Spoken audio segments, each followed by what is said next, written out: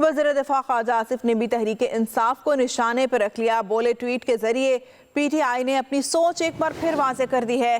बानी PTI जो बीज बोने की कोशिश कर रहे हैं उसके नताइज बहुत खौफनाक होंगे। बानी PTI की पॉलिसी दोगली है। वज़ीर आला खैबर पख्तूनख्वा के जरिए रब्ता रखना चाहते हैं। अली अमीन गंडापुर ने जलसे में जो ज़बान इस्तेमाल की वो अलहदगी पसंदों की ज़बान है।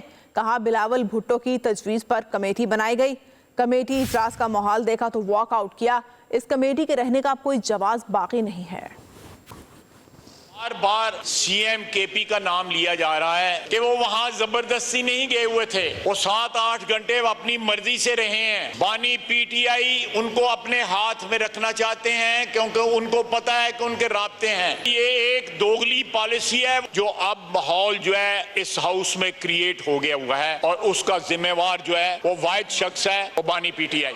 जरूर बीज बोए जा रहे हैं कि एक जो है ऑप्शन इन लोगों के पास रहे कि कल जो है KP में जाके खुदा न खास्ता ये अलहदगी की तहरीक न चलाएं। उस दिन जलसे में जो बोली गई वो सारी की सारी एक अलहदगी पसंदों की जुबान थी। चीफ मिनिस्टर KP ने जो कुछ कहा किसी बात पे पशेमानी या पछतावा या उसको बैक ट्रैक नहीं किया गया। वो पाकिस्तान की वादत के खिलाफ था। अगर कोई करप्शन के सबूत दे तो उसके ऊपर इल्जाम लगाते हैं। ये जो ट्वीट किया है बानी PTI ने उसके बाद कोई शक रहता है, लेकिन अभी भी डबल गेम हो रही है। वो अली अमीन गंडापुर साहब के जरिए हो रही है। अगर एस्टेब्लिशमेंट के मुतालिक उनके ये ख्यालात हैं तो पिछले 1.5 साल से हमसे बात नहीं करते, बार बार कहते हैं एस्टेब्लिशमेंट जो है उनसे बात करूंगा। गाजी फायज ईसा को इन्होंने निशाना बनाया। जनरल फैज साहब जो हो सकता है कि वो गाना गा रहे हो कि आजा बालम तेरा इंतजार है। वज़ीर दिफा ख्वाजा आसिफ ने भी तहरीक इंसाफ को निशाने पर रख लिया। बोले ट्वीट के जरिए PTI ने अपनी सोच एक बार फिर वाज़े कर दी है। बानी PTI जो बीज बोने की कोशिश कर रहे हैं उसके नताइज बहुत खौफनाक होंगे।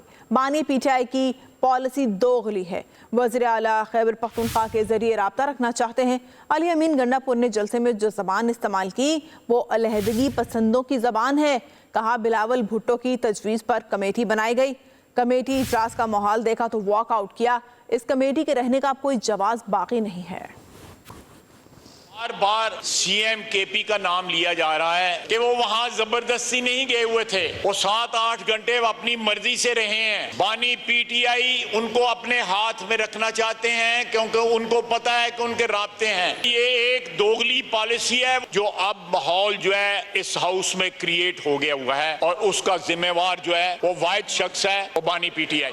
जरूर बीज बोए जा रहे हैं कि एक जो है ऑप्शन इन लोगों के पास रहे कि कल जो है KP में जाके खुदा न खास्ता ये अलहदगी की तहरीक न चलाएं। उस दिन जलसे में जो बोली गई वो सारी की सारी एक अलहदगी पसंदों की जुबान थी। चीफ मिनिस्टर KP ने जो कुछ कहा किसी बात पे पशेमानी या पछतावा या उसको बैक ट्रैक नहीं किया गया। वो पाकिस्तान की वादत के खिलाफ था। अगर कोई करप्शन के सबूत दे तो उसके ऊपर इल्जाम लगाते हैं। ये जो ट्वीट किया है बानी PTI ने उसके बाद कोई शक रहता है, लेकिन अभी भी डबल गेम हो रही है। वो अली अमीन गंडापुर साहब के जरिए हो रही है। अगर एस्टेब्लिशमेंट के मुतालिक उनके ये ख्यालात हैं तो पिछले 1.5 साल से हमसे बात नहीं करते, बार बार कहते हैं एस्टेब्लिशमेंट जो है उनसे बात करूंगा। गाजी फायज ईसा को इन्होंने निशाना बनाया। जनरल फैज साहब जो हो सकता है कि वो गाना गा रहे हो कि आजा बालम तेरा इंतजार है।